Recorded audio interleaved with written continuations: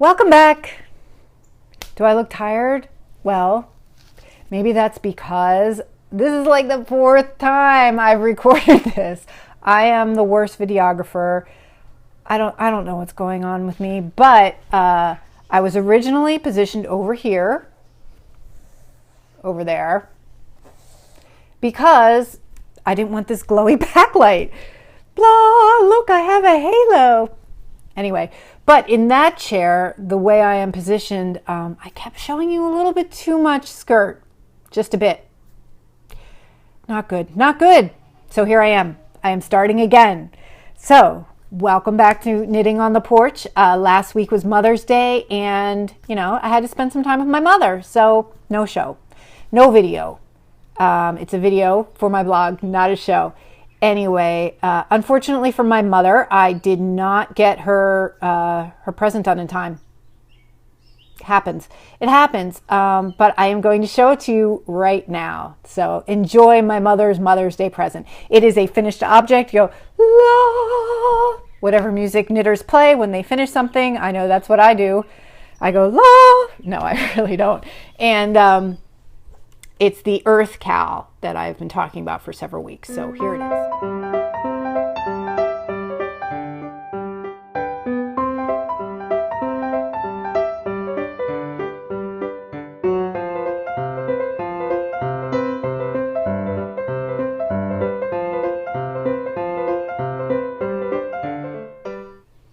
How awesome was that? Do you want to see it again? I know you want to see it again. You do, you really do.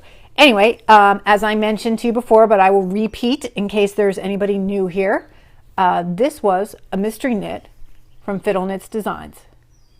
The yarn is Quince & Co. I can't say enough good things about it.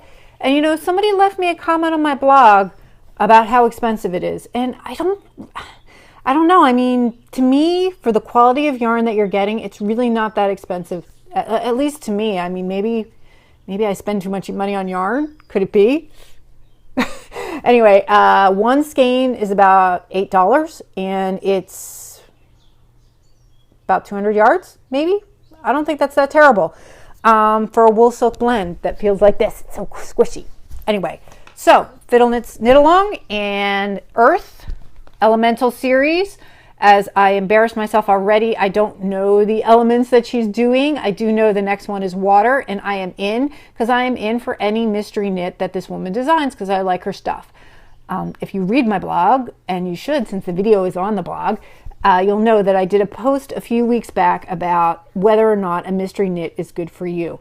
And this is what I will say. First, if you want to do a mystery knit, make sure you really want to be in on a mystery. Some people don't like mysteries, and that's okay. Yarn is a big investment, especially if you're using a higher end yarn. And if you want to know what it's going to look like from start to finish, then don't do a mystery knit along. Do just a regular knit along if you want to have that kind of community, because it's fun to, knit a project that other people are knitting. Do something that, you know what the pattern is. But if you do like a mystery, and I do like a mystery, then try it. There's a group in Ravelry and I'll put a link, that's just all mystery knit-alongs. But there are so many, how do you choose? Well, how I stumbled upon Fiddleknits was she posted her mystery knit-along, and then I went and I looked at her other projects, and I really liked what I saw. So then I went into her forum, and I went to the old mystery knit along that she had done, and it seemed to have gone really well. Then I jumped on the bandwagon, and I was in. Her first one was Bonnie's Wish, and I had a really good time. And let me just say, there were problems with Bonnie's Wish because anytime, a pattern is not released and is given to everybody all at the same time, even if you have a gazillion test knitters, there's going to be something that comes up. And generally a designer is going to get that in their email or whatever, and then they're going to publish some errata. But, it's this big risk for you to put out a pattern that way because, now your mistakes are out there for everybody to see all at the same time, and everybody is waiting. So an important thing about a mystery cowl is if a problem has arisen in the past, has the designer addressed it? And Fiddleknits did. I mean, she immediately jumped to action. And the problem was that people who hadn't swatched ran out of yarn, which really wasn't her problem. But I mean, I guess she probably was a little close even when she was that gauge, or else, you know, people run out of yarn by a lot. I ran out of yarn by a lot, but I didn't swatch, and, you know, that's on me. I'm not going to get, you know, like, oh, I didn't get enough yarn because, you know, should have swatched. Anyway, luckily things worked out for me with Bonnie's Wish. But what she did was she put out a different version of the pattern that had a shorter edging on it for people who were running out of yarn. So to me, problem solved, and, you know, you didn't swatch. So I don't think any problems arose with this cowl. Everything went really smoothly. I don't think there was any errata. There may have been like 1-2 rows that I think a purl and a knit were mixed up, and it was pretty obvious, and she put out the errata right away. I think that was it. Anyway, I'm very happy with it. So those are my tips. Look at the designer's past designs. Do you like their style? Look in their forums. Have their cowls gone smoothly? And then, you know, if you like a mystery, do it. It's fun. And I'm really happy with this. Who wouldn't be happy? And I gotta say, I'm not a good daughter because I don't want to give it to her. I want to keep it. I want to keep it to myself. But I will give it to her. I will visit with it, and I will see her wear it. And I know that her little red hat. My mother is 76, and she belongs to this group, the Red Hats. And it's based on this poem that when we're old, we'll wear purple and wear red hats. So they all go to the places that they go to, and they all have big red hats. They all went to the track the other day, and they wore their red hats. Anyway, just a little side note. When you're a senior citizen, there are these groups out there for you. So, yeah, she can wear her shawl to the Red Hat ladies, and she can say, my daughter made this. And then she's got her Hadassah ladies, and when she goes to her Hadassah meeting, she can say, my daughter made this, so that's all good. And my neighbor is now doing yard work, and I really, really, really don't want to record this again. Do you see this face? This is the face of someone who's recorded 1,000,000 times because they're not a good videographer. Anyway, I'm going to move on, and I'm going to hope that you can't hear that. Maybe I'll check. I'm going to check and see if you can hear it. Okay. And then maybe this will all work out anyway. All right. My neighbor seems to be done. Why is he doing yard work at nearly 7 o'clock at night on a Sunday? Doesn't he have something else to do, like watch 60 Minutes or something? Doesn't he know that there is knitting to be talked about?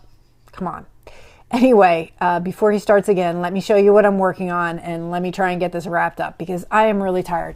My in-laws were here today, and I had to cook, and I am not the best cook. And look, I have little bags under my eyes. They weren't here this morning when I tried to film it for the first time. Anyway, so I made a pasta bake. It had Velveeta in it. I've never made anything with Velveeta in it before, but maybe I'm a fan now. I don't know. You gotta respect something that turns into a sauce, I guess. I don't know. I'm very suspect of cheese, though, that you don't refrigerate.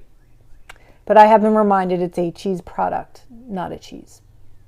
Okay, enough of why I'm tired and I have little bags under my eyes. Anyway, this is what I have cast on. This is what I'm working on. Ta-da, ta-da. Look at that. Look, it has a halo because it's backlit. This is Socks That Rock in a colorway called Farmhouse, and I bought it at Sheep and Wool last week. And I know that Miss Babs is all hot right now, but you know, you can't go wrong with tried and true. Anytime you want to have a yarn that is just not going to fail you, this is it. I promise you, Socks That Rock. It rocks. Anyway, I've cast on this. Look, isn't it pretty? Let me pull it back here. Yes, it does look like color affection. I agree. And I've already knit a color affection and showed it to you. So why am I knitting it again? Well, after the lace and cables of the last shawl, hey, you know, there's something to be said for some garter. Back, knit, back and forth, knit. You know, and there are little picots every fourth row, knit a little picot. So, and what is going to happen is, like color affection, this is eventually going to go into a striping section. What yarn am I going to use for the striping section, you ask? The Wool Maisa. Yes, the Wool Maisa that I bought at Sheep and Wool. I am going to see what all the fuss is about. It is gold, so I'm hoping it will pick up the jewel tones very well. They are really jewel toned. I've got this backlight behind me, but this is where I'm not giving you any skirt shots. So this is where I'm going to sit. Anyway, yeah, so not color affection after that. After the stripy section, then there's going to be a lace section with just the solid. And that's what makes it different from color affection. Just a little bit different. So, and here's my thought. My thought is that I'm not going to give my mother the Earth Cow right away. I'm going to finish this, and then I'm going to let her pick. And maybe she will pick this one. And you know, this is not a bad alternative. This is not being a bad daughter. This is just knitting something different. Something that is similar to something I already have. So yes, I am being devious. I am being devious. But my mother does like colorful things. And maybe she'll pick that instead. So that's what I'm knitting. And I didn't do any crochet. It was 90 degrees here last week, and there was no way I was sitting with a wool blanket on my lap. It just wasn't going to happen. I did do some sewing though. So let me show you what I'm working on. If you are not interested in sewing, I am done talking about knitting. No more knitting on the porch. But if you want to see what I'm sewing, keep watching. So here starts the sewing. Anyway, a few weeks back, I think it was the first episode, I showed you an embroidery sampler that I was working on from Rebecca Ringquist, which was on Creative Bug. I love Creative Bug, but I also love Craftsy. And Craftsy, Craftsy.com, which is an online learning center, lots of classes, pretty affordable. The algorithm that Craftsy uses sends email to you based on your wish lists. So if you put a class on your wish list, you're eventually going to get bombarded with email like, your class is on sale, your class is on sale, your class is on sale. So for whatever reason, I have put crazy quilting on my wish list. I don't know why. I never had any interest in crazy quilting. And, you know, I don't know why I was wishing for it. I certainly didn't know I was wishing for it, but I was. I think what it was it looked like log cabining, you know, going around and around and around. So I put it on my wish list, and then I found out it had nothing really to do with log cabining at all. In fact, it's much more like paper piecing, except for instead of having a paper foundation, you have a muslin foundation. And that's because you're using fancy fabrics that have to be stabilized, and because you're going to add stitching to the top. So when I got an email from Craftsy that Crazy Quilting was on sale, and I had a better understanding of what it was, which is quilting combining embroidery. And since I was on an embroidery kick, I thought, what the heck? I took the class. And you know what? It's one of the best all-around classes I've taken on Craftsy, and I've taken a lot of classes. My measure of a good class on Craftsy is, did I have that skill when I started the class, and did I have it when I got out of the class? And if it's taught me something, then I think it's a good class. And if it's taught me many things, I think it's a great class. And this class had so much stuff packed in there. There was 4 different ways to there was 4 different ways to piece these crazy quilting blocks. There was a flip and sew. There was an applique, there was a freeform, there was a curves. And let me just say this, there are 2 entire classes on piecing curves on Craftsy alone. And you know, this class covered it in such a way that I was sewing curves. And then after the piecing, then there's all these embroidery stitches. You learn like 14 embroidery stitches. And then the class is still not over, because then it covers some beading. And then after the beading, it's still not done. It covers just a tiny bit. I mean, not a lot, but enough of silk ribbon embroidery. And then just when you think you're done, you're not, because you have to finish the quilt off.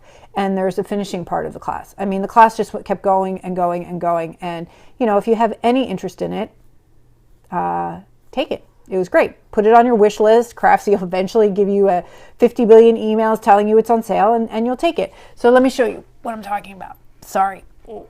Oh, sorry. Just stuck my eyeball in your face. Okay. So this was my first block. I didn't really know what I was doing. I still don't really know what I'm doing, but here it is. Here's my block.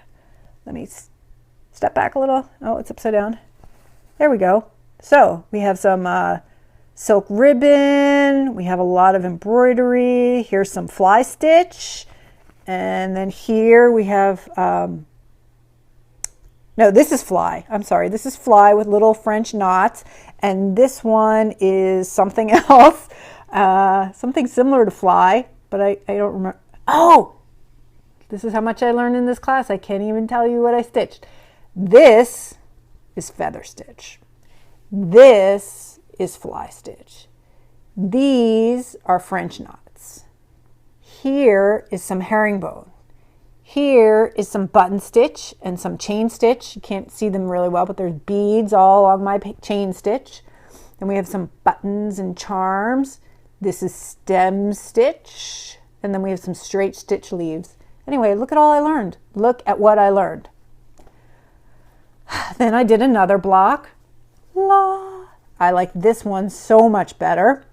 Some more buttonhole stitch with some detached lazy daisies and some detached lazy daisy silk ribbon and some stem stitch and some ladybug charms and this is not herringbone, this is something else. Chevron, some chevron stitch, some more buttonhole stitching down here. Anyway, I'm just having a great time with it. You may wonder where I got this fancy fabric. Here is my next block I'm going to do before it is embellished. Isn't it awesome? So much fun. This was totally improvisational. I cut this middle piece and then I just kept going around and around. Yeah, so I only actually did two of the methods of, I did the flip and sew and I did the curve piecing. Here's the curved one. There's all curves in there.